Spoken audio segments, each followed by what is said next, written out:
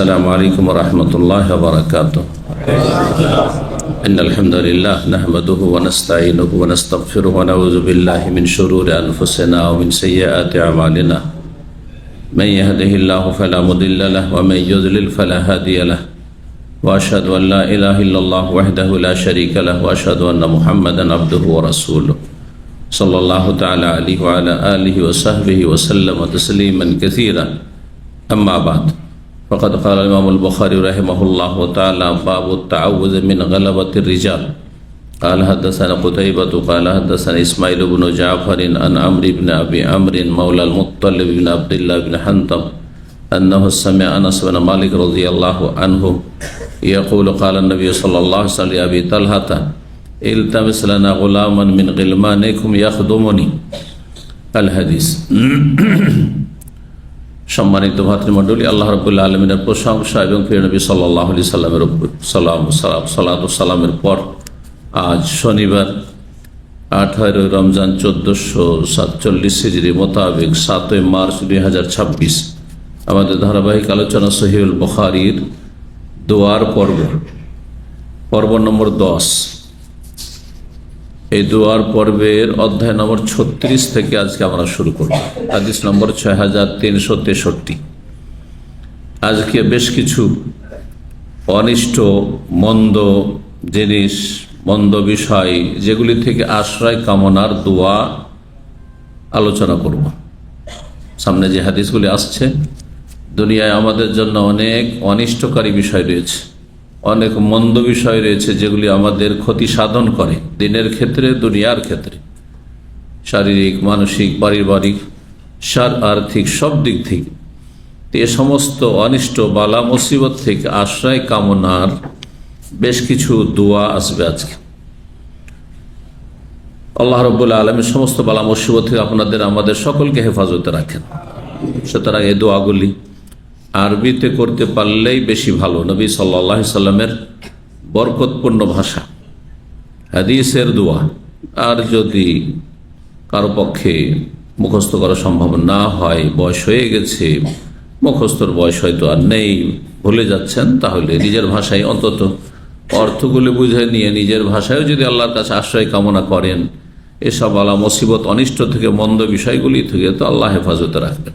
কিন্তু অন্তরের সততা লাগবে, অন্তরের সততা লাগবে, মন দিয়ে চাইতে হবে আল্লাহর কাছে, ভালো জিনিস চাইতে হবে, মন্দ থেকে আশ্রয় কামনা করতে হবে। 36 নম্বর অধ্যায়ে আসছে বাবু তাআউযুজ মিন গালাবাতির রিজাল। এই অধ্যায় হচ্ছে আশ্রয় কামনা করা বা আশ্রয় গ্রহণ করা মানুষের আধিপত্য থেকে। মানুষ মানে ভালো মানুষ নয়, ভালো মানুষ আর একজন মানুষের উপর আধিপত্য বিস্তার করতে যাবে না, মাতাব্বরি করতে যাবে না, হস্তক্ষেপ করতে যাবে না, দখলদারি কায়েম করতে যাবে না। কিন্তু মানুষ মানে এখানে জালেম মানুষ, কাফের, জালেম, পাপিষ্ট, অপরাধী, অসৎ চরিত্রের মানুষদের আধিপত্য থেকে আল্লাহর কাছে আশ্রয় কামনা করা। সেটা আপনার পাড়া প্রতিবেশীর মধ্যে হইতে পারে। অনেকে আছেন ভুক্তভোগী, পাড়া প্রতিবেশী অনেক জালেম, বাস করে মুশকিলের পাশে, পাশের ফ্ল্যাটে বাস করে মুশকিল। আপনার গ্রামে জালেম আছে, অঞ্চলে, ডিস্ট্রিক্ট, এলাকাতে জালেম আছে এরকম, অথবা দেশে আছে, অথবা আন্তর্জাতিক ক্ষেত্রে বিশ্বে আছে। সর্বস্তরে জালেম আছে, সর্বস্তরে এইরকম জালেম আছে যারা আধিপত্য কায়েম করে রেখেছে, আজকাল যে চাঁদাবাজি, গায়ের জোর না থাকলে কি চাঁদাবাজি করতে পারে? এটা হচ্ছে গালাবাতুর রিজাল। জালেমদের আধিপত্য, তার আধিপত্য কায়েম করে রেখেছে। এদেরকে নির্মূল করতে হবে, এদের শেকড় কেটে দিতে হবে। আল্লাহ যেন শাসক গোষ্ঠীকে তৌফিক দান করে, এবং আল্লাহ রাব্বুল আলামিন যেন তার বিশেষ কুদরতে এদেরকে আল্লাহ প্রতিহত করেন, নির্মূল করেন, নিশ্চিহ্ন করেন। এরা জালেম, রাষ্ট্রীয় ক্ষেত্রে জালেম। আজকে বার্মার অবস্থা দেখেন, মুসলিমদের ওপর জালেম বুদ্ধিস্টের আধিপত্য। কত জায়গায় যে বিক্ষিপ্ত হয়ে ছড়িয়ে ছিটিয়ে আছে বার্মার অসহায় মজলুম নির্যাতিত মুসলিম ভাই বোনেরা, মক্কায়, মদিনায়, জেদ্দায়, বিভিন্ন জায়গায়, করাচিতে, ভারতে, বিভিন্ন জায়গায়, ইউরোপে, পশ্চিমে, পূর্বে শিক্ষা দীক্ষার তেমন কোন রকমের সোর্স পাচ্ছে না। না আর্থিক দিক থেকে তারা সুখী, না পারিবারিক দিক থেকে সুখী হইতে পারছে, না শিক্ষা দীক্ষায় উন্নতি করতে পারছে। কোনঠাস হওয়ার কারণে, জালেমদের আধিপত্য কায়েম হওয়ার জন্য। ফিলিস্তিনে জালেম ইহুদিদের আধিপত্য, গালাবাতুর রিজাল। এইভাবে যে কোনো রাষ্ট্রীয় হতে পারে আর সারা বিশ্বব্যাপী হইতে পারে। সারা বিশ্বে এরকম কিছু জালেম আছে যে জালেমগুলি সারা বিশ্বের মুসলিম বিশ্বের উপর আধিপত্য বিস্তার করে রেখেছে, কায়েম করে রেখেছে। মুসলিম যারা দায়িত্বশীল তারা তাদের কথার বাইরে যেতে হইতে পারছে না। হ্যাঁ, তো এই ধরনের বহুমুখী জালেম মানুষ রয়েছে যাদের আধিপত্য থেকে আশ্রয় কামনা করা কার কাছে? যিনি আশ্রয় দিতে পারেন। কোন মানুষ আশ্রয় দিতে পারে না। যিনি সর্বশক্তিমান আল্লাহ রাব্বুল আলামিন, তিনি আশ্রয় দিতে পারেন, তার কাছে আশ্রয় কামনা করতে হবে। আল্লাহ এদের অনিষ্ট থেকে, এইসব জালেম কাফির, সে সীমিত আকারে হোক, ঘরোয়া পরিবেশে অনেক সময় আছে, আপনার নিজের ঘরে আছে, 5 ভাইয়ের মধ্যে 1 ভাই জালেম, হ্যাঁ, সবকিছু দখল করে রয়েছে, জমি জায়গা বাড়িঘর সব দখল করে আছে গায়ের জোরে। অনেক ভুক্তভোগী আছেন, প্রবাস থেকে টাকা পয়সা দিয়ে বাড়িঘর তৈরি করে সবকিছু তৈরি করলেন, শেষখানে আপনাকেই আপনার বাপ মা ওই জালেম ছেলের পক্ষ নিয়ে এলো আর আপনাকে উৎখাত করে দিল। আমাদের ছাত্রদের আছে, অনেক আছে, 15 বছর 20 বছর কাজ করে গিয়ে বাড়ি তৈরি করেছে, কিছুই ছিল না, পথের ফকির ছিল, ভিটে মাটি পর্যন্ত ছিল না। বাড়ি তৈরি করে দেওয়ার পর এখন শ্বশুর বাড়িতে গিয়ে আশ্রয় নিতে হয়েছে, বাড়ি থেকে তাড়িয়ে দিয়েছে। মা জালেম, বাপ মারা গেছে, মা জালেম আর ভাইয়েরা জালেম, তারা এই জালেমরা তাদের 1 পয়সাও তাতে অবদান নেই, ইনকাম নেই, কিচ্ছু নেই। তো বহুমুখী যদি এইভাবে এক একটি করে ব্যাখ্যা করা যায়, তো যারা ভুক্তভোগী তারা বুঝবেন যে কোনখান থেকে আপনি জালেমের অধীনে আপনি নিষ্পেষিত। আল্লাহ হেফাজত করুন। জালেম বস আপনার কর্মক্ষেত্রে, জালেম ফোরম্যান, জালেম সুপারভাইজার, জি, কত যে ভুক্তভোগী আছে এরকম। জি, শুধু আপনার অত পেতে আছে ভুল ধরার জন্য, আপনাকে তাড়িয়ে দেওয়ার জন্য, আপনাকে লাঞ্ছিত করার জন্য। তো এই দোয়াগুলো অত্যন্ত ব্যাপক, হয়তো ছোট্ট একটি কথা কিন্তু অত্যন্ত ব্যাপক। আপনার নিয়তের উপর নির্ভর করছে যে আপনি সর্বস্তরের জালেম মানুষদের আধিপত্য থেকে আপনি আল্লাহর কাছে আশ্রয় কামনা করছেন। আল্লাহ আমার ওপর যেন কেউ ক্ষমতাশালী না হইতে পারে, শুধু তোমার ক্ষমতা থাকে রব্বুল আলামিন। 6363 নম্বর হাদিস বর্ণনা করছেন আনাস রাদিয়াল্লাহু তাআলা আনহু থেকে, আমর ইবনে আবি আমর যিনি মুতাল্লিব বিন আব্দুল্লাহ বিন হানতাবের স্বাধীনকৃত গোলাম। আনাস বিন মালিক সাহাবী, মূল বর্ণনাকারী সাহাবী হচ্ছেন আনাস রাদিয়াল্লাহু তাআলা আনহু।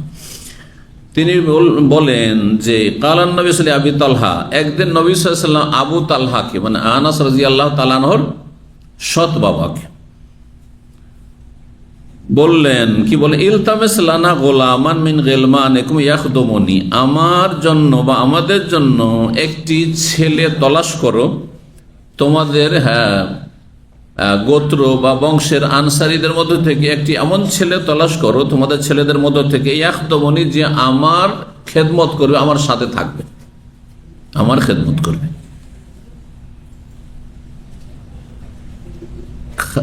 আনাস রাদিয়াল্লাহু তাআলা আনহুকে মদিনায় থাকাকালীন ওনার মা উম্মে সুলাইম রাদিয়াল্লাহু তাআলা আনহা নবী সাল্লাল্লাহু আলাইহি ওয়াসাল্লাম খেদমতে দিয়েছিলেন, কিন্তু সফরের খেদমতের জন্য, যে সফরে যাব, খাইবারের যুদ্ধ ঘটনা ছিল। আসলে ঘটনা হচ্ছে খাইবারের যুদ্ধের 7ম হিজরিতে।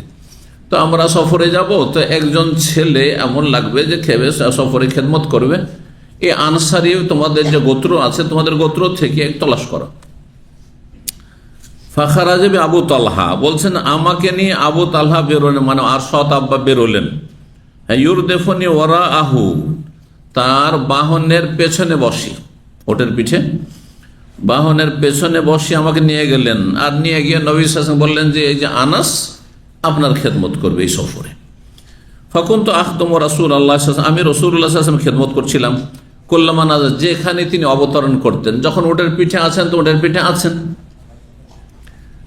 আর যখন কোনো জায়গায় নামতেন বিশ্রাম নেওয়ার জন্য, সালাত আদায়ের জন্য, তখন ওযুর পানির ব্যবস্থা করে দিতে হবে, তো কোনো প্রয়োজন দিতে হবে, যদি আপনার পাথর লাগে ঢেলা কুলুকের জন্য তা দিতে হবে, যা প্রয়োজন মানুষের প্রয়োজন হতে পারে। যখনই তিনি অবতরণ করতেন তখনই রাসূলুল্লাহ সাল্লাল্লাহু আলাইহি ওয়াসাল্লাম আমি সেবা করতাম। ফাকুনতু আসমা ইউকসিরু আন ইয়াকুল, এই সময়গুলিতে নবী সাল্লাল্লাহু আলাইহি ওয়াসাল্লাম সফরে আছেন, সফরে দোয়া কবুল হয়, সফরে দোয়া কবুল হয়।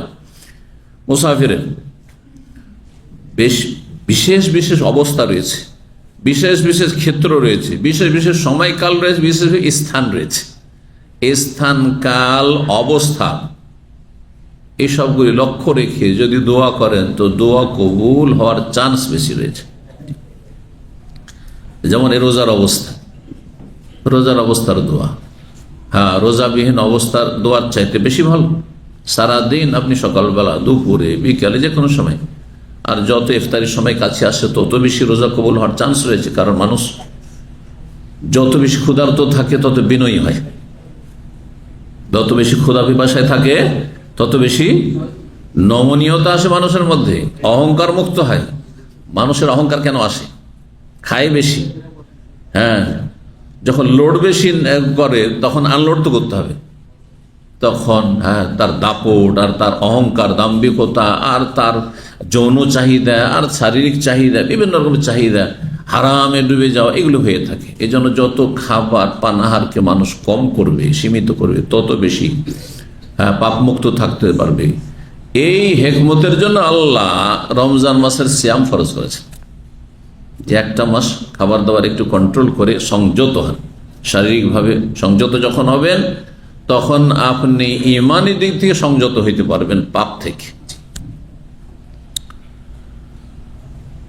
তো বলছেন যে আমি এই সফর অবস্থায় যখন নবী সাল্লাল্লাহু আলাইহি ওয়াসাল্লাম কোনো জায়গায় নামতেন, খুব বেশি বেশি তাকে এই দোয়াটি বলতে শুনতাম, এই দোয়াটি বলতে শুনতাম। দোয়া শোনেন, আল্লাহুম্মা ইন্নী আউযু বিকা মিনাল হাম্মি ওয়াল হাযানি ওয়াল আজজি ওয়াল কাসালি ওয়াল বুখলি ওয়াল জুবনি ওয়া যালইদ দাইনি ওয়া গালাবাতির রিজাল। কয়টি রয়েছে? আল্লাহুম্মা ইন্নী আউযু বিকা মিনাল হাম্মি, হে আল্লাহ তোমার কাছে আশ্রয় গ্রহণ করছি বা তোমার আশ্রয় নিচ্ছি। কি থেকে? মিনাল হাম্মে, দুশ্চিন্তা থেকে, ওয়াল হাযানি, আর শোক থেকে, শোকের ছায়া যেন জীবনে না নেমে আসে। মানুষ যদি জীবনটা পার করে দেয় শোকবিহীন, যে জীবনে কোনোদিন শোক আসেনি, কত সুখের জীবন, হ্যাঁ, সবসময় হাসা জরুরি নয়, কিন্তু সবসময় স্বাভাবিক জীবন যাপন, এটা হচ্ছে মানুষের কাম্য।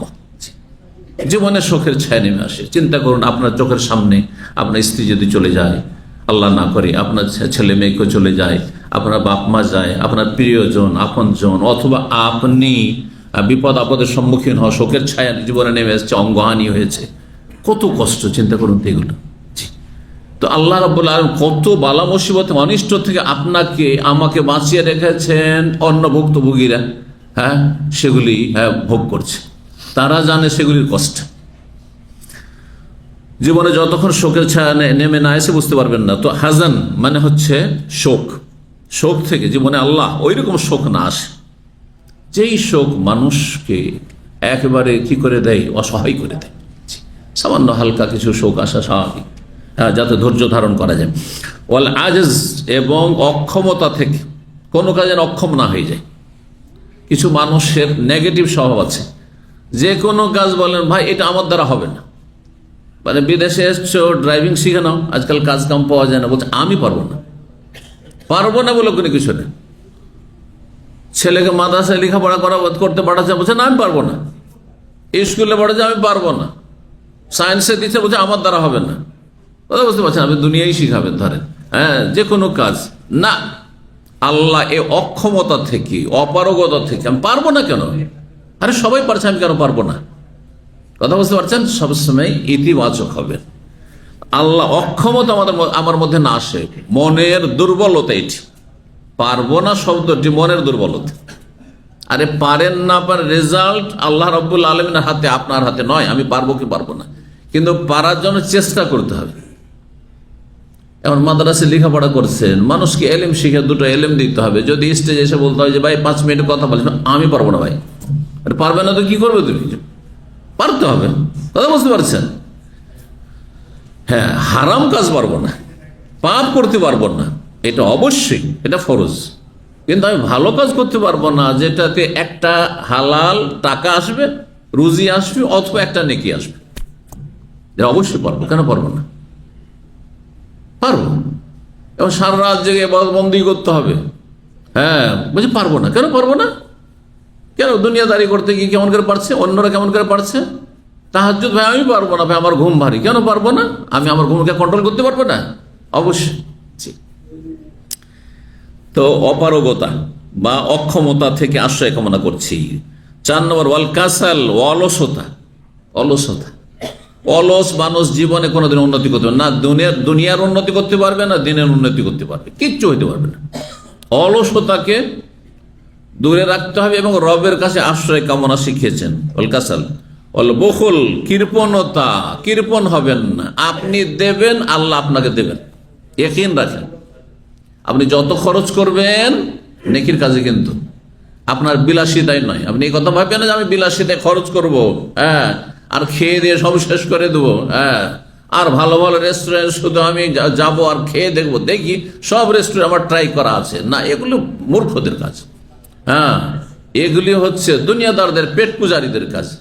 কিন্তু আমি কি করব? আমার ভরণ পোষণে যে দায়িত্ব রয়েছে, অবশ্যই সেই ক্ষেত্রে কৃপণতা করবো না। যাকাতের ক্ষেত্রে কৃপণতা করবো না। দিনের খেদমতে, আল্লাহর দিনের জন্য, মসজিদ মাদ্রাসার জন্য, দাওয়ার কাজের জন্য খরচ করতে হবে, দান সাদকা করতে হবে, কৃপণতা করবো না। ওয়াল বখল কয়টি হলো? হ্যাঁ, গনেছেন? 5টি হয়েছে। আচ্ছা, 5।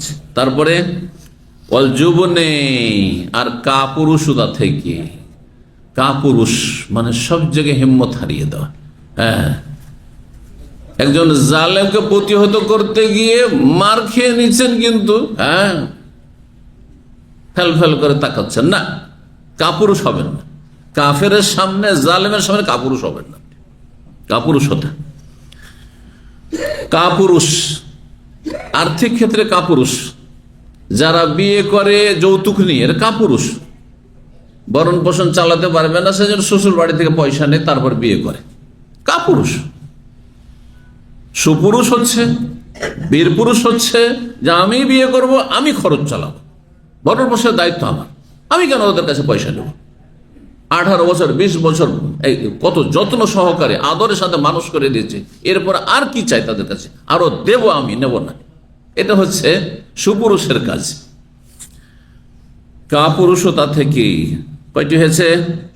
6। ওয়াজাল এদাইনে, দাইন মানে ঋণ, কর্জা, আর জাল মানে বোঝা। ঋণ বড় বোঝা, ঋণ বড় বোঝা। সুবহানাল্লাহ, যার ওপর ঋণের বোঝা চেপে যায় সে আল্লাহর কাছে সম্মানিত না, আর মানুষের কাছে সম্মানিত না। আর যে জীবনে ঋণ কর্জায় নেই না, সে সম্মানিত। আর চেষ্টা করলে এটা পারবেন। আমি আলহামদুলিল্লাহ আমার জীবনে পেরেছি, আপনাদের কোনো অহংকারের জন্য বলছি না। এই যুগেও সম্ভব, বা লোভ সংযত করতে হবে। আমি আমার বাড়ি করব, আমার যতটুকু পয়সা ততটুকু দিয়ে বাড়ি করবো। 1 বছরে না পারো 5 বছরে করবো, 10 বছরে করবো, আস্তে আস্তে আস্তে ধীরে করবো। কিন্তু রাতারাতি যদি ভাবি যে আমাকে একটা টাওয়ার করতে হবে, আমাকে এই করতে হবে, আমাকে শহরে যেতে হবে, আমাকে এত তলা করতে হবে, আমাকে পাকা বাড়ি করতে হবে, টিনের বাড়ি চলবে না, তাহলে তখন মানুষের দ্বারস্থ হইতে হবে। অবস্থা বুঝে আপনি ব্যবস্থা করেন। ধার নেব না, আমি মানুষের কাছে ধার কর্জা নেব না। আপনি বদ্ধপরিকর হন, পারবেন। আপনি যে ধার কর্জা নেই তার কাছে মানুষ ঘনিয়ে আসে না, পালাবে। জানতে যদি পারে যে এর সহজে ধার না, তো পয়সা লোক দেখলেই হ্যাঁ আপনার থেকে কেটে পড়বে। হ্যাঁ, একবার ধার চেয়েছেন, কোন রকম চক্ষু লজ্জায় দিয়েছে, আবার যদি আপনাকে দেখলে টান দিবে যে কি জানি আবার ঝামেলায় ফেলতে পারে। হ্যাঁ হ্যাঁ, মাস শেষ হয়েছে, বেতন পেয়েছি, এই যে আবার দেখো না সামনে আসছে, ঠিক না? হ্যাঁ, আর আল্লাহর কাছে নিকৃষ্ট এই জন্য যে এই ধার কর্জার বোঝা নিয়ে যদি মারা যান তো শহীদকে আল্লাহ মাফ করবেন না। সহিহ হাদিস রয়েছে। আপনি আল্লাহর কাছে এমনভাবে যাওয়ার চেষ্টা করেন যে একটা পয়সা কেউ পাবে না, একটা পয়সা কেউ পাবে না, একটা রিয়াল কেউ দাবি করতে পারবে আপনার কাছে। এইভাবে যাওয়ার চেষ্টা করেন। আল্লাহর হক আল্লাহ মাফ করেন, মানুষের হক আল্লাহ মাফ করবেন না। আল্লাহর হক আল্লাহ ইচ্ছা করলে মাফ করে দিতে পারেন। অতীতের নামাজ ছুটেছে, আগামীতে ছাড়িয়েন না। এই নয় যে আগামীতে ছাড়তে থাকবেন আল্লাহ মাফ করে দিবেন, কিন্তু অতীতে যা হয়ে গেছে আল্লাহ তা মাফ করে দিতে পারেন। কিন্তু অতীতে কারো টাকা পয়সা ধার নিয়ে দেননি আর চলে এসছেন এখানে অথবা যেখানে আছেন না কেন, আর ভাবছেন যে মুক্তি পেয়ে যাবো, আপনি ভুলে গেছেন। আপনি ভুললেও আল্লাহ ভুলেননি, আল্লাহর ফেরেশতারা ভুলেননি, রেকর্ড করে রেখেছে। দ্বিতীয় হবে আপনাকে হাসর মাঠে জাহান্নামে যেতে হবে। কয়টি হলো? হ্যাঁ, 7টি। মানে ঋণের বোঝা থেকে আশ্রয় কামনা করছি আল্লাহ। ওয়া গালাবাতির রিজাল, সর্বশেষ অধ্যায়ের সাথে সম্পর্কিত বিষয়, সেটা হচ্ছে মানুষের আধিপত্য থেকে, মানুষের দাপট থেকে। মানুষ যেন আমাদের দাপট না চালাতে পারে। জালেমদের জুলম থেকে, অনিষ্ট থেকে আল্লাহ তোমার কাছে আশ্রয় কামনা করছি। কত সুন্দর দোয়া। নবী সাল্লাল্লাহু আলাইহি ওয়াসাল্লাম এই দোয়াটি প্রায় পড়তে থাকতেন। সুবহানাল্লাহ। বলছেন আনাস, ফালাম আজাল আখদমহু, আমি এই সফরে রাসূলুল্লাহ সাল্লাল্লাহু আলাইহি ওয়াসাল্লামের খেদমত করতেই থাকলাম। হাত্তা আকবালনা মিন খায়বার, খায়বার থেকে ফিরে আসলাম। ফেরার পথে রাসূলুল্লাহ সাল্লাল্লাহু আলাইহি ওয়াসাল্লাম জিহাদে, যেহেতু ইহুদিদেরকে পরাজিত করে তাদের সাথে চুক্তি হয়েছিল এবং তাদের থেকে যে গনিমতের ধন সম্পদ পাওয়া গেছিল, তারপরে বন্দী হয়েছিল পুরুষ নারী, যেসব বন্দী হয়েছিল, দাস দাসী হয়েছিল ইহুদিদের, আল্লাহ যেন এই ইহুদিদেরকে দাস দাসীতে পরিণত করেন, এদেরকে যেন নিশ্চিহ্ন করেন আল্লাহর জমিন থেকে, আল্লাহ যেন এদেরকে ধ্বংস করেন। দুনিয়ার মধ্যে সবচেয়ে বড় জালেম ইহুদিরা, এটা হিটলারও বুঝতে পেরেছিল, হিটলার অমুসলিমও বুঝতে পেরেছিল। এই জন্য এই ইহুদিদেরকে এইভাবে নিধন করেছিল এই হিটলার।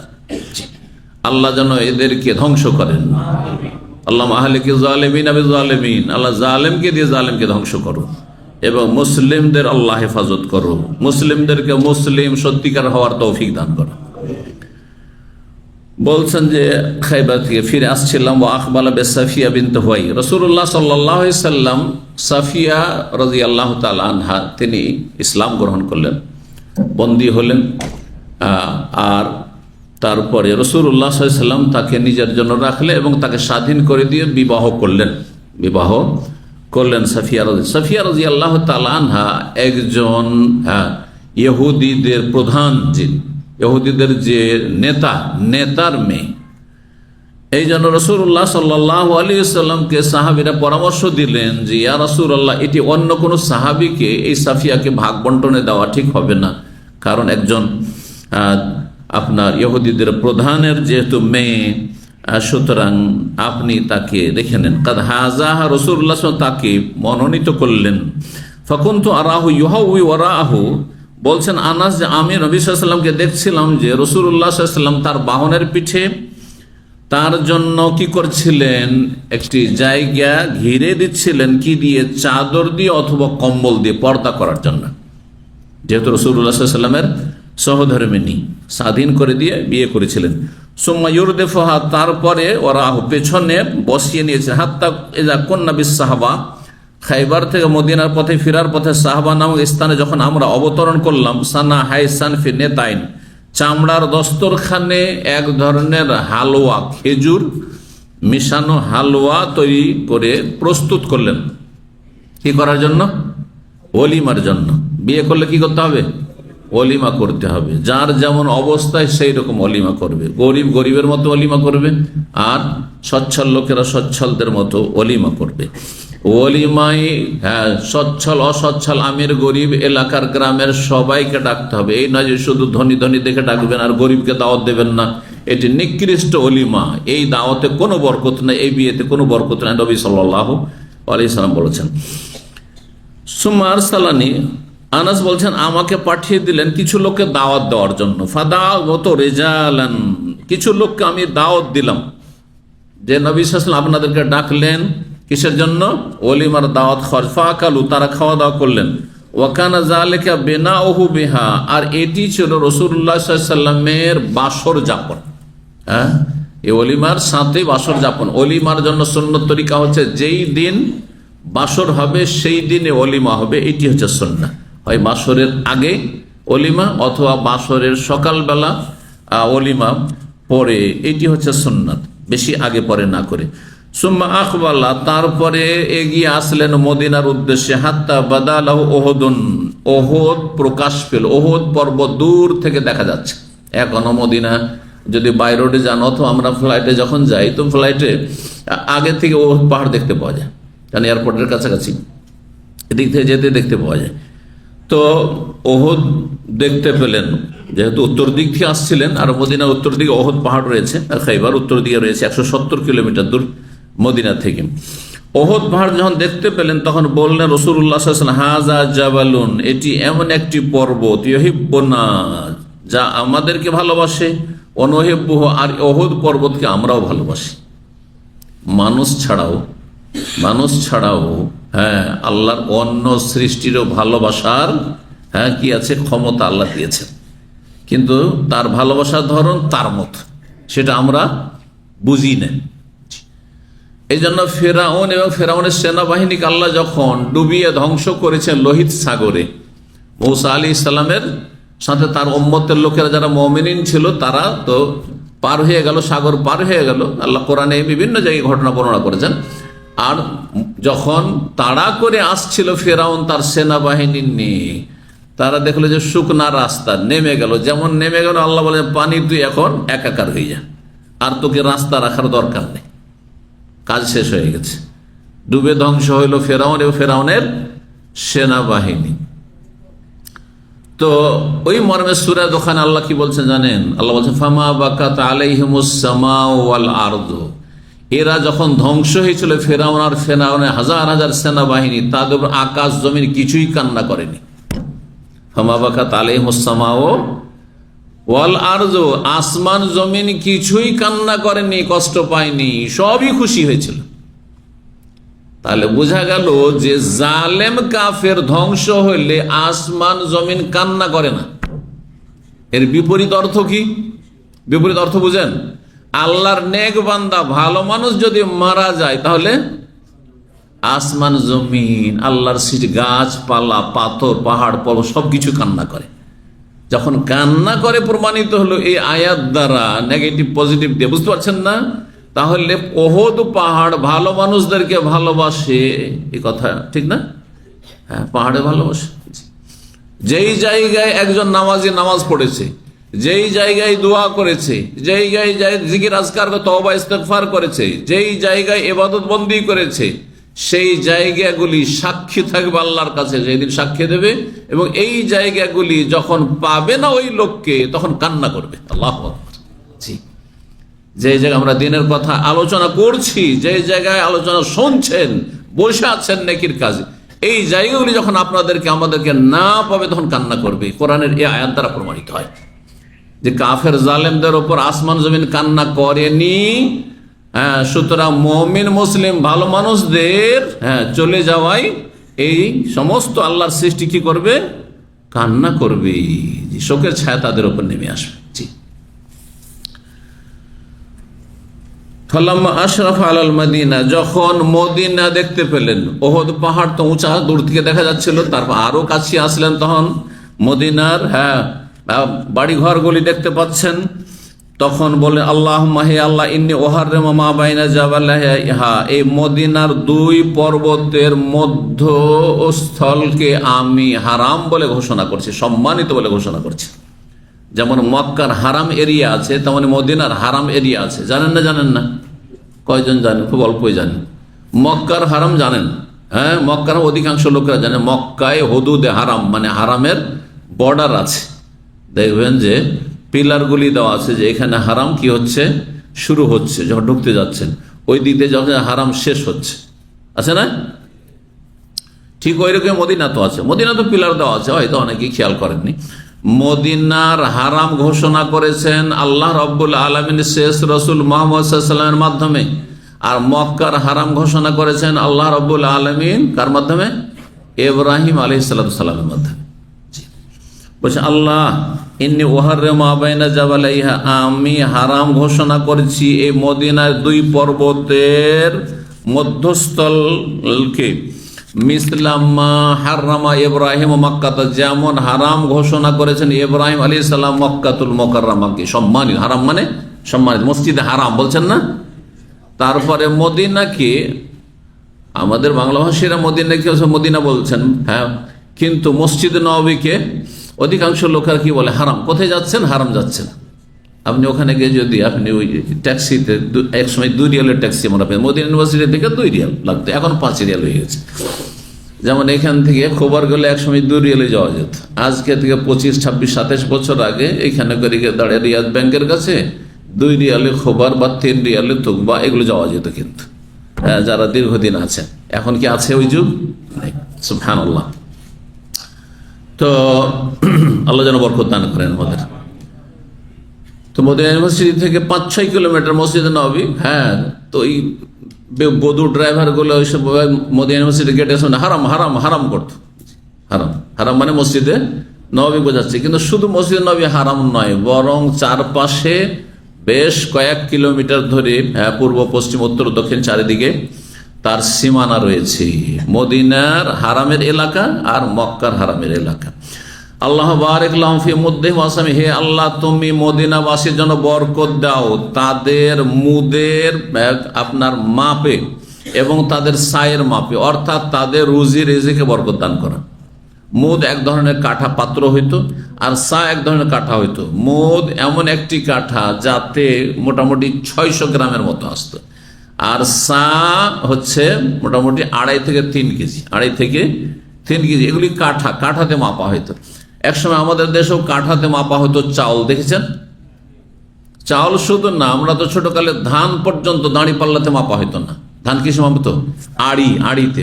হ্যাঁ, 5 সেরের আড়ি থাকতো, নয় 8 সেরের 10 সেরের আড়ি থাকতো, তারপরে ধামা থাকতো, জানা থাকতো। তারপরে মা খালারে চাউল মেপে দিত পাক শাকের জন্য, তো চাউলের জন্য বেতের কাঠা থাকতো, বেতের কাঠা, দেখেছেন? হ্যাঁ, দেখেছেন, মাশাআল্লাহ। এখন আছে? এখন টিনের ডাব্বাতে পরিণত হয়েছে।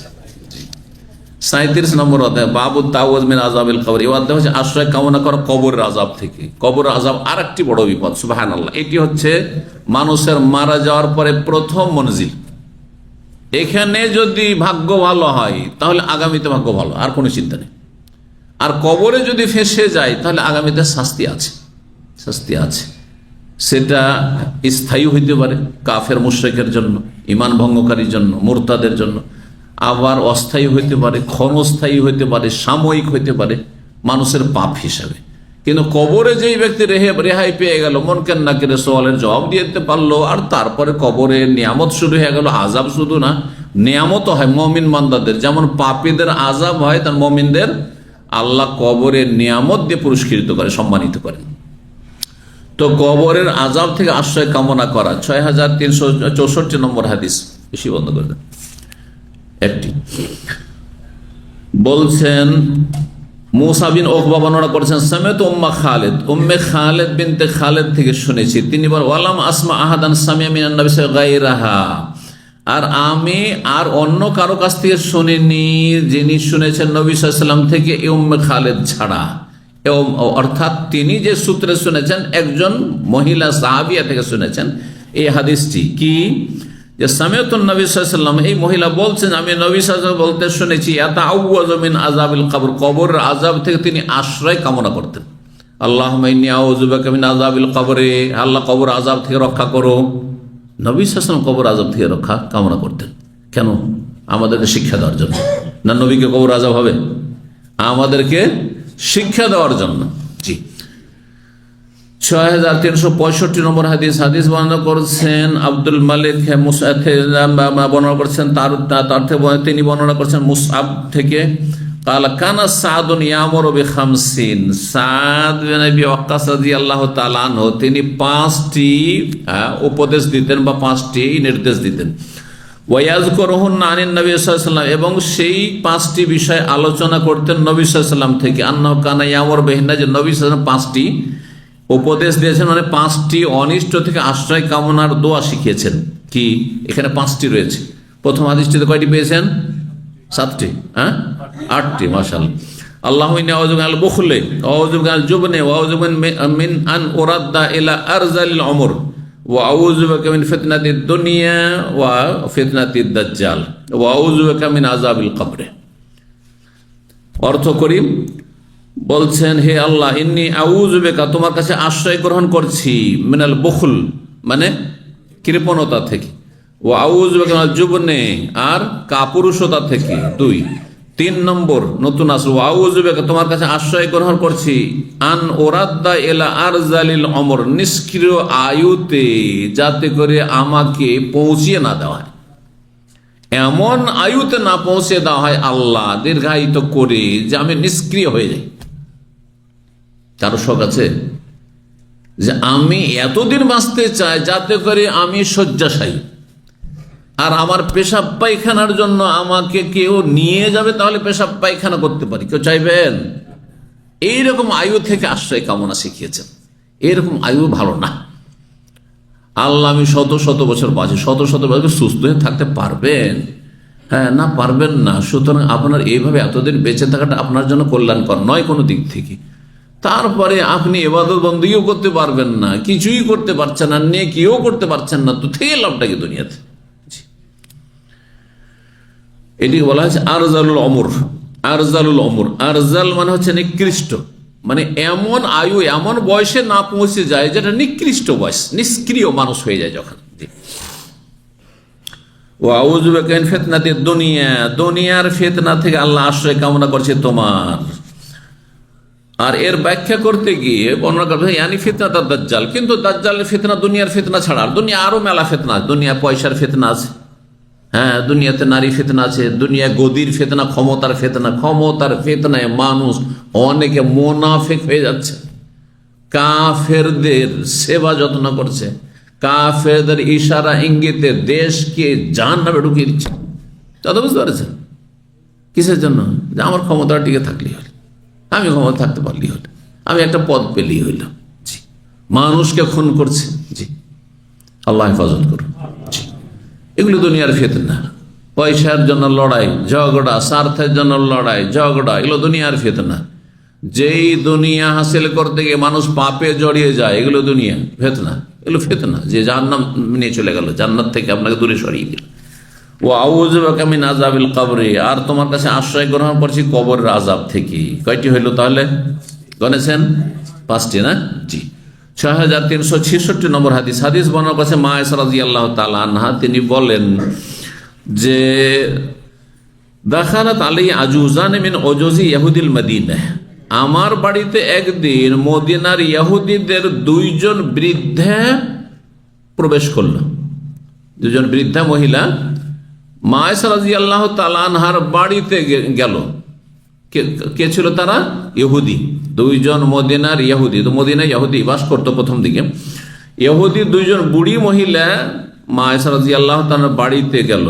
ফাকালাত আলী, আর গিয়ে মা আয়েশা রাদিয়াল্লাহু তাআলা আনহাকে বলল যে ইন্না আহলাল কবুর ইউআযাবুনা ফি কুবুরিহিম, কবরবাসীকে কবরে শাস্তি আযাব দেওয়া হয়, কবরে আযাব হয়। কারণ ইহুদিদের কাছেও আসমানি ওহির জ্ঞান ছিল, পরম্পরা, কারণ তারা মুসা আলাইহিস সালামের উম্মত ছিল, কিন্তু তারা ধর্মকে বিকৃত করেছে। যেমন আজকাল মুসলিম সমাজে এমনও ফিরকা আছে যারা আল্লাহ ছাড়া অন্যকে সেজদা করছে, কিন্তু কবর আযাব সম্পর্কে তারা ঠিকই জানে না, বিশ্বাসও করে।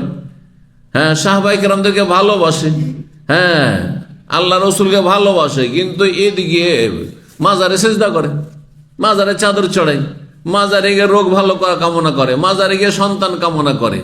তো এরা ধর্মকে বিকৃত করে ফেলেছে, ধর্মকে বিকৃত করে ফেলেছে। শুধু এতটুকু পার্থক্য রয়েছে যে ইহুদিরা ধর্মকে এমন ভাবে বিকৃত করেছে যে অর্থেরও বিকৃতি ঘটিয়েছে, মানে বিষয়বস্তুগুলোর, আর আসমানি যে গ্রন্থ তাওরাত তাও বিকৃত করেছে।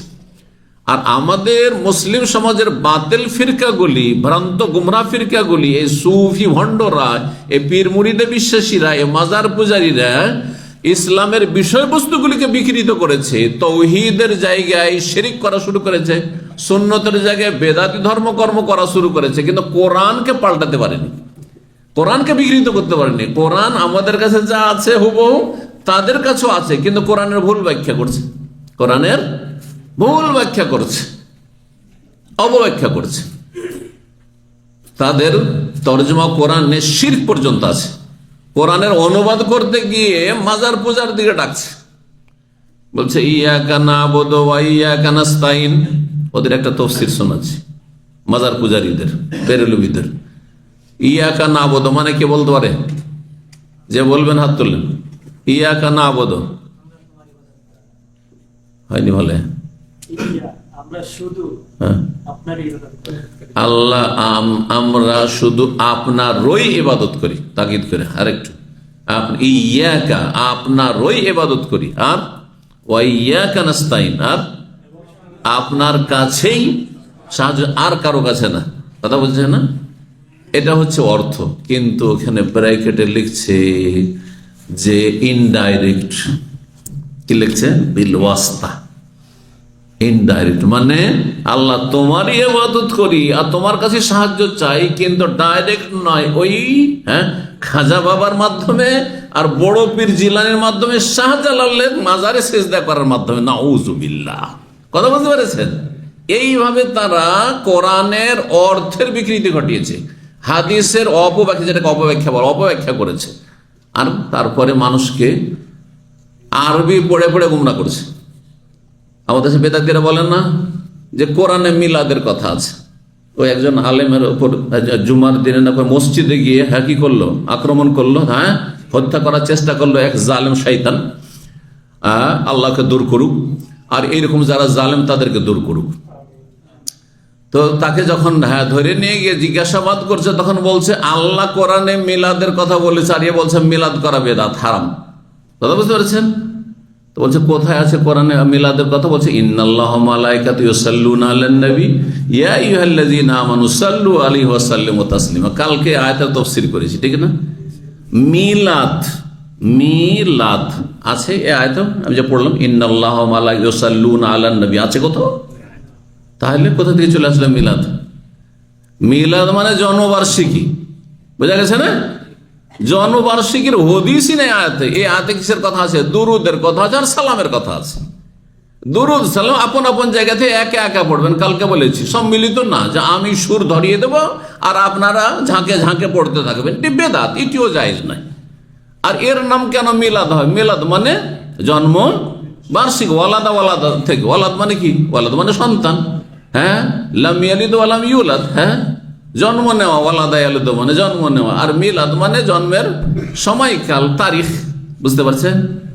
তাহলে মিলাদ জন্মবার্ষিকীর কথা কোরআনে কোথাও নেই, কিন্তু দেখছেন মূর্খগুলিকে নিজেও কান্না, আর ওদের ওই মোল্লাগুলো এরা কানা কাহাই করে দেখায়। জনগণ তো আরবি বুঝে না, ওদের আরবি পড়লে মনে করে যে আরবি পড়লেই তো কোরআন হয়ে গেল, হাদিস হয়ে গেল, তাই না? জি হ্যাঁ। তো এদের কাছে জ্ঞান ছিল, ইহুদিদের কাছে, যে কবরে আযাব হয়। এই কথা ঠিক ঠিক ছিল তাদের, কিন্তু মা আয়েশা রাদিয়াল্লাহু তাআলা আনহা এই কবর আযাব সম্পর্কে জানতেন না। কারণ ইসলাম 23 বছরে একবারই এসেছে না, ধীরে ধীরে আস্তে ধীরে এসেছে। একটা দুটা করে মাসলা বিষয় আসছে। এতক্ষণ পর্যন্ত, যে দিনের ঘটনা সেই দিন পর্যন্ত মা আয়েশা রাদিয়াল্লাহু তাআলা আনহার কাছে কবর আযাবের কথা আসেনি। উনি জানেন না, নাজেল হয়নি, আলোচনা হয়নি কোনোদিন স্বামীর সাথে। ফাকাযযাবাতহুমা, মা আয়েশা তখন এদেরকে মিথ্যা প্রতিপন্ন করলেন। তোমরা মিথ্যা কথা বলছো, কবরে আযাব হয়। কবরে আযাব হয় না, আমি তো জানি না। ওয়ালাম উনইম আন উসাদ্দিকাহুমা, আর তাদেরকে আমি বিশ্বাস করে খুশি করতে চাইলাম না। মা আয়েশা বলছেন যে ওদেরকে যদি আমি বিশ্বাস করি, হ্যাঁ হ্যাঁ ঠিক বলছো, তো ইহুদি খুশি হবে না? হবে না, যে আমাদের সত্যায়ন করলো, তাহলে তো ওকে খুশিও করতে চাইলাম না। ফাখারা যাতা, তারপরে দুই মহিলা বেরিয়ে চলে গেল। তার কিছুক্ষণ পরে নবী সাল্লাল্লাহু আলাইহি ওয়াসাল্লাম বাড়িতে আসলেন। ফাকুলতু, তখন বললাম, ইয়া রাসূল, হে আল্লাহর রাসূল, ইন্না আজুজাইনা, দুইজন বুড়ি আজকে এসেছিল ইহুদি। ওয়া যাকারতু লাহু, ঘটনা বললাম যে ওরা এসে বলছে কবরে আযাব হয়। আমি বললাম তখন মিথ্যুক, কবরে আযাব হয় না, আমরা জানি না। ফাকালা, তখন নবী সাল্লাল্লাহু আলাইহি ওয়াসাল্লাম বলেন, সাদাকাতা, ওই দুইজন ইহুদি মহিলা সত্য কথা বলেছে, সত্য কথা বলেছে। যদি কাফেরও সত্য কথা বলে তো সত্য বলবো কি বলবো না? এটা হচ্ছে ইনসাফ, এটা হচ্ছে ন্যায় নীতি। জি, ইসলামের নীতি। ইন্নাহু ইউআযাবুনা আযাবান, কবরে যারা পাপী লোক তাদেরকে আযাব দেওয়া হয়, শাস্তি দেওয়া হয়, এমন শাস্তি তাসমাউহুল বাহায়েম কুল্লাহ, সমস্ত জীবজন্তু শুনতে পায়, সমস্ত জীবজন্তু শুনতে পায়, পশু পাখি, সব, কুকুর শৃগাল বিড়াল, আপনার ছাগল গরু মহিষ সব শুনতে পায়। কে শুনতে পায় না? শুধু অন্য রিওয়ায়াতে রয়েছে ইল্লা সাকালাইন, মানুষ এবং জিন শুনতে পায় না, যাদের জন্য জাহান্নাম তৈরি করা হয়েছে। যদি আমল না করো তাহলে, ঈমান না নিয়ে আসো তাহলে। ওমা খালাকতুল জিন্না ওয়াল ইনসা, জিন ইনসান শুধু শুনতে পায় না। ফামা রাআইতুহু বা'দু ফি সালাতিন, তারপর থেকে নবী সাল্লাল্লাহু আলাইহি ওয়াসাল্লামকে এমন কোন নামাজে দেখিনি ইল্লা ইয়াতাআওয়াযু মিন আযাবিল কবর, আযাব থেকে আশ্রয় কামনা করতেন। তার মানে সালাম ফিরার আগে, আত্তাহিয়াত পড়ে নেওয়ার পরে, বলেছি এর আগে দরুদ পড়বেন, তারপরে আল্লাহুম্মা ইন্নী আউযু বিকা মিন আযাবিল কবরি ওয়া মিন আযাবি জাহান্নাম ওয়া মিন ফিতনাতিল মাসিহিদ দাজ্জাল ওয়া মিন ফিতনাতিল মাহইয়া ওয়াল মামাত ওয়া মিন ফিতনাতিল মিনাল মাসামি ওয়াল মাগরাম। জি, যদি পূর্ণাঙ্গ পড়েন এইভাবে। 38 নম্বর অধ্যায় হচ্ছে বাবু তাওয়াজ মিন ফিতনাতিল মাহইয়া ওয়াল মামাত। এই অধ্যায় হচ্ছে জীবন মরণের ফিতনা থেকে আশ্রয় কামনা করা। জীবনে যে কত রকমের ফিতনা আছে, ভালো মানুষ খারাপ হয়ে যাচ্ছে সেজন্য। হ্যাঁ, তার বংশে একজন এরকম খারাপ লোক ছিল না, বংশ বাহির খারাপ হয়ে গেছে, জীবনের ফিতনায় পড়ে গেছে। মরণের ফিতনা, মরণের পূর্ব মুহূর্তে, সারা জীবন খুব ভালো মানুষ থাকলেন, মরণের পূর্ব মুহূর্তে হয়তো ইসলাম থেকে বেরিয়ে গেলেন। বিভিন্নভাবে হইতে পারে, কেউ নাস্তিক হয়ে গেল, হ্যাঁ, কেউ মাজার ভক্ত হয়ে গেল, কেউ কাদিয়ানি হয়ে গেল। হ্যাঁ, শেষ নবী মির্জা গোলাম আহমদ কাদিয়ানি ভারতে এসছে, পাঞ্জাবে এসেছে, তারা বুঝতে পারছে ওদের নবী না কেউ, শেষ নবী আমাদের মোহাম্মদ রাসূলুল্লাহ। আল্লাহ কোরআন বলছে খাতামুন নবিয়্যিন। জি, এরা কোরআন অস্বীকারী, কাফেরেরা। তো এইরকমই যে কোনো ভাবে মানুষ গোমরাহ হয়ে যেতে পারে।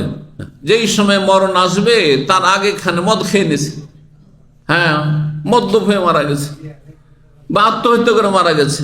অনেক ভালো মানুষ, বাহ্যিক ভালো মানুষ, আসলে ভালো মানুষ আত্মহত্যা করতো না, নামাজি ছিল, দাড়িওয়ালা ছিল, দেখা গেছে আত্মহত্যা করেছে। দাড়িওয়ালা দেখছেন আজকাল ধর্ষণের কেসে, জেনা ব্যভিচারের কেসে, খুনের কেসে ধরা পড়ছে। হ্যাঁ, এগুলি পরিণাম খারাপ না?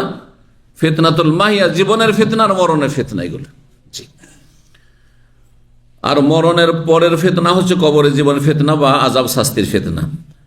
তো 6367 নম্বর হাদিস বর্ণনা করেছেন আনাস রাদিয়াল্লাহু তাআলা আনহু। তিনি বলেন, কানা নবী নবী সাল্লাল্লাহু আলাইহি ওয়াসাল্লাম বলতেন, আল্লাহুম্মা ইন্নী আউযু মিনাল আজজি ওয়াল কাসলি, হে আল্লাহ তোমার কাছে আশ্রয় কামনা করছি অক্ষমতা থেকে, অলসতা থেকে, ওয়াল জুবন আর কাপুরুষতা থেকে, ওয়াল হারাম আর বার্ধক্য থেকে, বেশি যেন বুড়ো না হয়ে যায়, অচল না হয়ে যায় একবারে। হ্যাঁ, পরের যেন সাহারা ছাড়া, আশা ভরসা ছাড়া আপনি খেতে পারছেন না, চলতে পারছেন না, উঠতে পারছেন না, বসতে পারছেন, এমন না হয়, হারাম, এইরকম বার্ধক্য। ওয়াউযু বিকা মিন আযাবিল কবর, আযাব থেকে আশ্রয় কামনা করছি তোমার কাছে। ওয়াউযু বিকা মিন ফিতনাতিল মাহইয়া ওয়াল মামাত, জীবন মরণের ফিতনা থেকে আল্লাহ আশ্রয় কামনা করছি তোমার কাছে। 39 নম্বর অধ্যায় বলছেন বাবু তাওয়াজ মিনাল মাসামি ওয়াল মাগরাম। এই অধ্যায় হচ্ছে আশ্রয় কামনা করা গুনাহ থেকে এবং ঋণ থেকে। ঋণ, কাকে ঋণ ভালো লাগে? হ্যাঁ, আপনারা অনেকে কিন্তু শখ করে ঋণ নেন বড় লোক হওয়ার জন্য। হ্যাঁ, পরের কাঁধে পা দিয়ে উপরে উঠার জন্য, যে নিজে বেশি বড় হইতে পারছে না, তো পরের টাকা পয়সা নিয়ে ব্যবসা করবো। এক লোক আমাকে বলছে যে শেখ একটা দোকান আমি কিনতে চাইছি, শিক্ষার জন্য বলছি আপনাকে, এইখানকারই ঘটনা। তো বলে কত দাম দোকানের আপনার? একটা লাইব্রেরি। তো বলছে 50,000। তা বললো আপনার কাছে আছে কত? বলছে 7-8 হাজার রিয়াল আছে। বললো আপনার জন্য নাজায়েজ,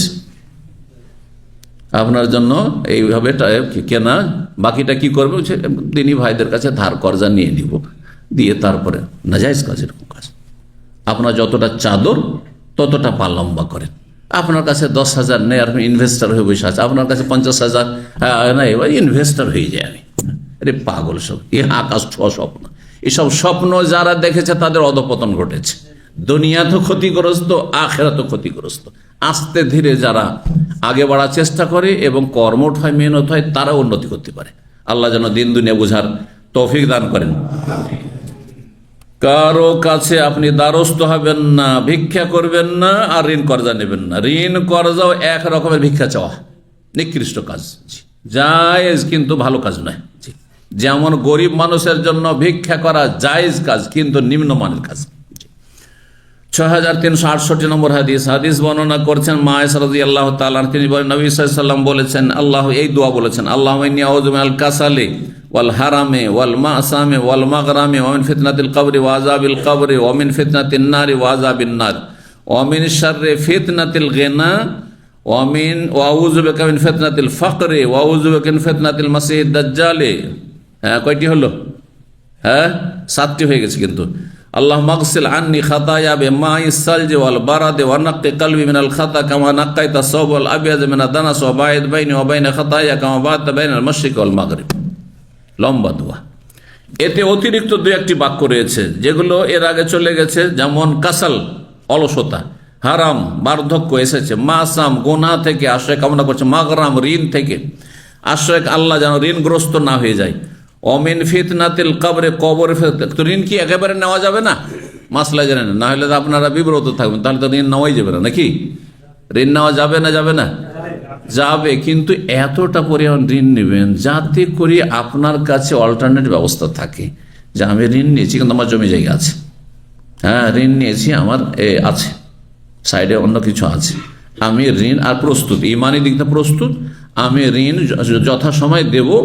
সে যদি আমি আয় উপার্জন করে না দিতে পারি তাহলে আমি জমি বিক্রি করে দেবো, এই মান থাকতে হবে। কিন্তু যারা প্রবাসে থাকেন, আমি এই সৌদি আরবে 35 বছর আছি, 35-36 বছর হয়ে যাচ্ছে, তো এই সৌদি আপনি তারও বেশি, তো যাই হোক এখানে শুধু 27 বছর।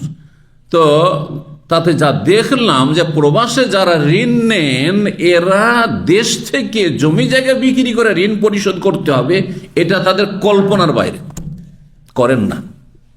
আমি দেখেছি বহু লোককে এক্সিট লেগে চলে গেছে আর ঋণ পরিশোধ করেনি।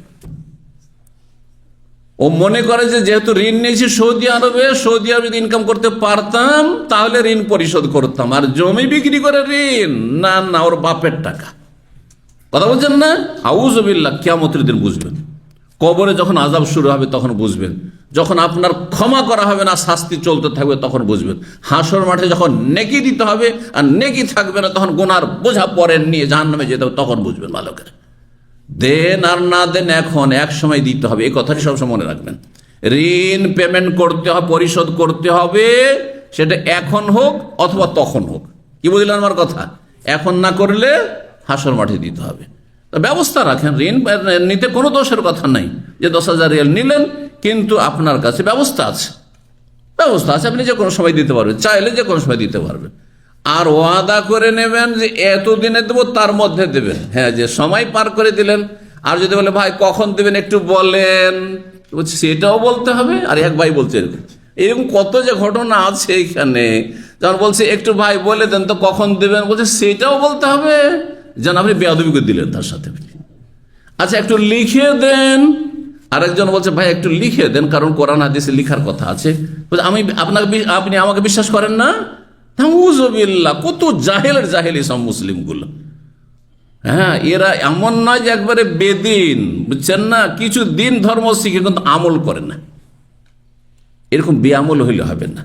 লিখে দেবেন, সাইন করে রাখবেন, আর তারপরে টাইম বেঁধে দেবেন, এই মাসে দেবো, আর তার মধ্যে তার আগে দেওয়ার চেষ্টা করবেন। নিজে দিয়ে আসবেন, সে এসে চাইবে তাহলে পাবে, এমন কথা নয়। আশ্চর্য হয়ে যাবেন। আমাদের এখানে দিনী ভাই একজন ছিল, সে ধার দিয়েছে, তারপর যাকে ধার দিয়েছিল সৌদি আরবে চলে গেছে বাংলাদেশে, 2-3 বছর হয়ে গেছে। তখন বলছে ভাই 2-3 বছর তো হয়ে গেল, টাকাটা যে দিলেন না। তো বলছে আপনি তো চাননি। এ হলো অবস্থা আমাদের, বুঝছেন? আপনি তো চান, চাইতে হবে, তাহলে দিতে হবে। আমার জন্য মহাবিপদ। আমি কয়েকজনকে ঋণ দিয়ে দেখেছি, না চাইলে দেয় না, আর আমার জন্য চাওয়াই সম্ভব নয়। দিয়ে দেওয়ার পর চাইবো কি করে? আমি তো মুশকিল কাজ আমার, কথা বুঝতে পারছেন না? এজন্য এখন যেটা করতে হবে, এইসব আচরণে যে ভাই ঋণ দেবো না, ঝামেলা হবেও না, আর চাইতেও হবে না আমাকে, বুঝতে পারছেন না? তা আপনি ক্ষতি করলেন না? কত ভাইয়ের উপকার হইতো যদি আপনি আচার আচরণটা ভালো রাখতেন, যে অনেক লোক ঋণ পেত। কিন্তু আপনাদের খারাপ চলনের কারণে এক শ্রেণীর অনেক ভাই যারা অসহায়, যাদের ঋণ কর্জা নেওয়ার প্রয়োজন আছে এবং তারা ওয়াদা খেলাফি করবেন না, তারা হয়তো বঞ্চিত হচ্ছে। তাহলে এই গুনার বোঝাগুলো আপনাকে উঠাইতে হবে। হাদিসটা তাহলে তর্জমা করে দিই, যে নতুন কথাগুলি রয়েছে। বলছেন কবরের অমিন ফিতনাতিন নার, আর আগুনের ফিতনা থেকে, ফিতনা মানে জ্বালানো, আগুনে জ্বলা থেকে, আগুনের আযাব থেকে, ওয়াজাবিন না জাহান্নামের আযাব থেকে, অমিন শাররি ফিতনাতিল গিনা, আর সচ্ছলতার ফিতনার অনিষ্ট থেকে। সচ্ছলতার ফিতনা, সচ্ছলতার ফিতনা হয় না, হয় না? খালি অভাবে স্বভাব নষ্ট হয়? বেশিরভাগ লোকের বেশি পয়সা হইলে স্বভাব নষ্ট হয়। হ্যাঁ, কখন সিগারেট খেতে শিখেছে? যখন সিগারেট কেনার পয়সা হয়েছে। কথা বুঝতে পারছেন না? মদ খেতে কখন শিখে? যখন মদ কেনার পয়সা হয়েছে। হিরোইন গাঁজা কখন শুরু করেছে? যখন গাঁজা কেনার পয়সা হয়েছে। কথা বুঝতে পারছেন না? হ্যাঁ, এইরকমই যে কোনো পাপ, অধিকাংশ পাপ হয় মানুষের প্রাচুর্যের কারণে।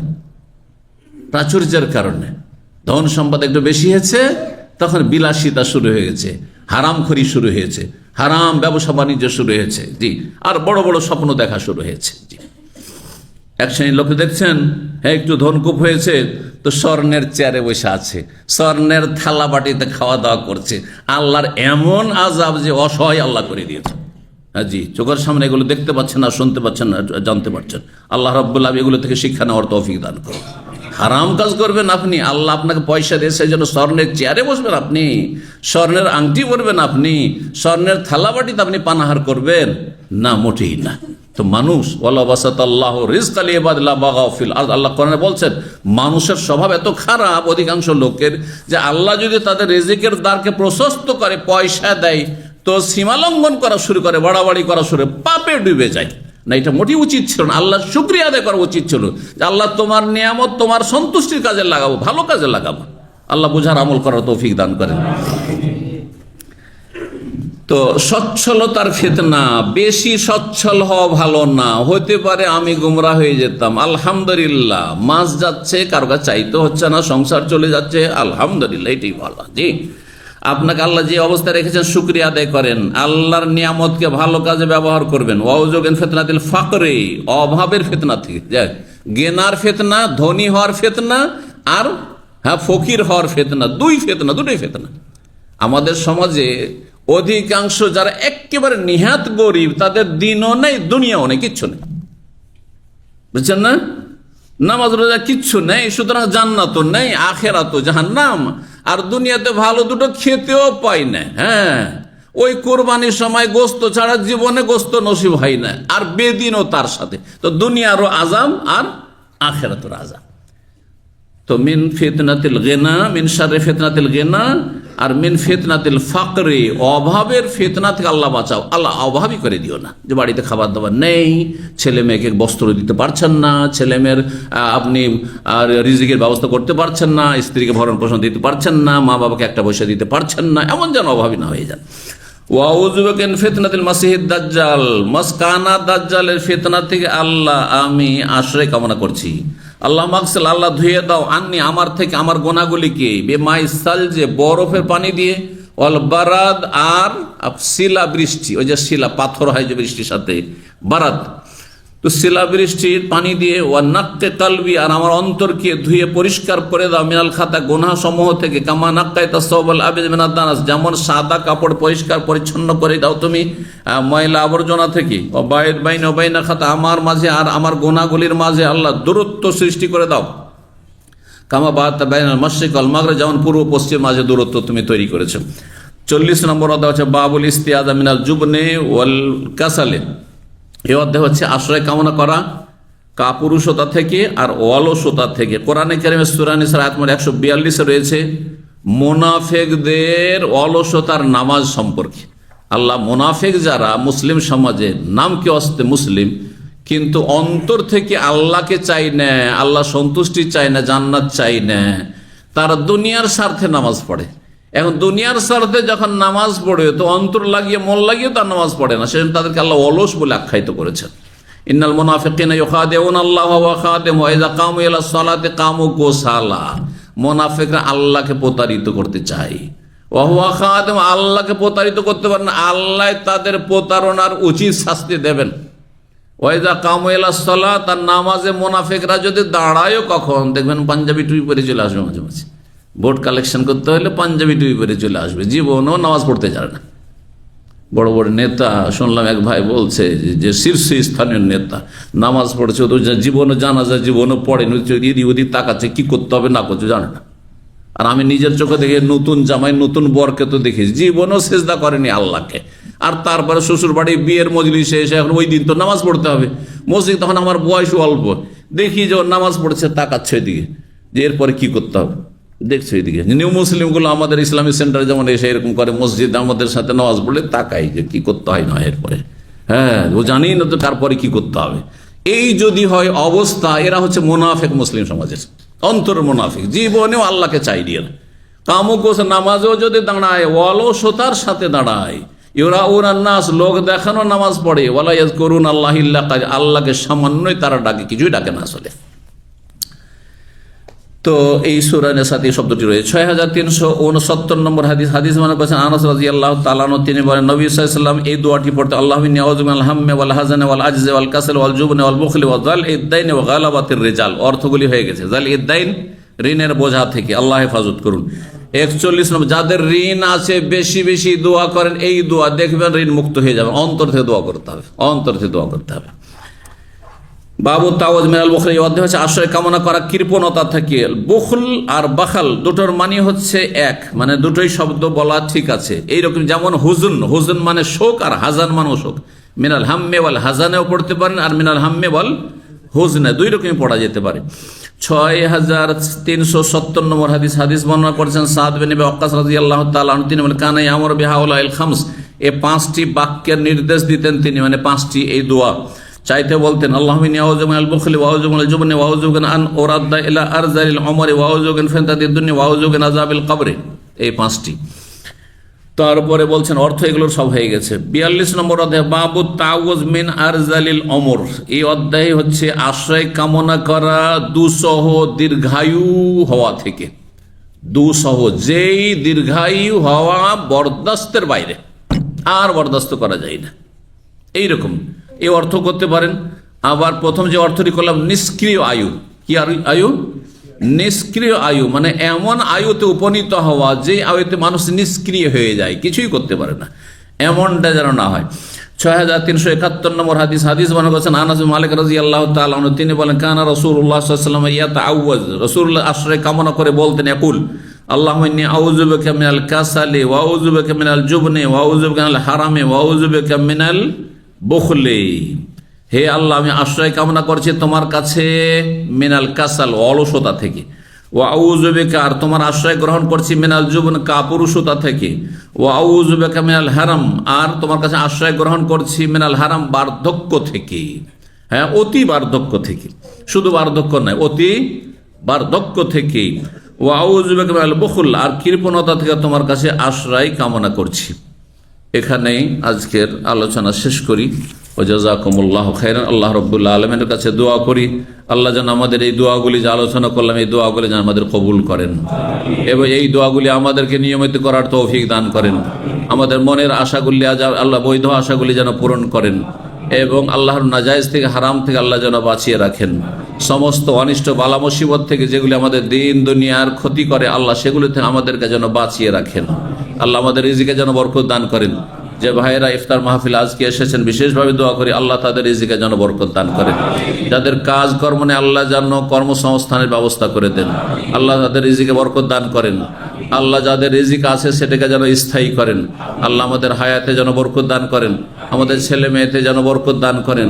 আল্লাহ আমাদের পরিবার পরিজন প্রিয়জনদের মাঝে যেন বরকত দান করেন। আল্লাহ রাব্বুল আলামিন ভালো মানুষদেরকে যেন সম্মানিত করেন, খারাপদেরকে আল্লাহ যেন দূর করেন, লাঞ্ছিত করেন।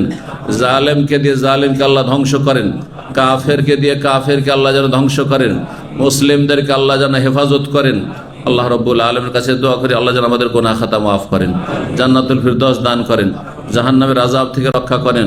রব্বানা আতিনা ফিদ দুনিয়া হাসানা ওয়া ফিল আখিরাতি হাসানা ওয়া কিনা আযাবান নার। ربنا ظلمنا أنفسنا وإن لم تغفر لنا وترحمنا لنكونن من الخاسرين. ربنا هب لنا من أزواجنا وذرياتنا قرة أعين واجعلنا للمتقين إماما. سبحان ربك رب العزة عما يصفون وسلام على المرسلين والحمد لله رب العالمين.